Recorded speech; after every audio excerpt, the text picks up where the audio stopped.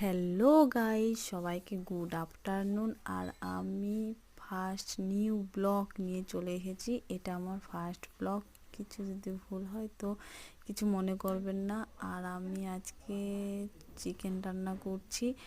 আর আমাদের ওই মাটিতে যে উনুনটা আছে ওই উনুনটাতে জল ভরে গেছে, তাই আমরা আঁচের উনুনে রান্না করছি। অনেক দিন আগে আঁচের উনুনটা বানিয়েছিলাম, তো আজকে আমাদের আঁচের উনুন কাজে লেগে গেল। তো কে কে এই বৃষ্টিতে আঁচের উনুনে রান্না করছো কমেন্ট করো।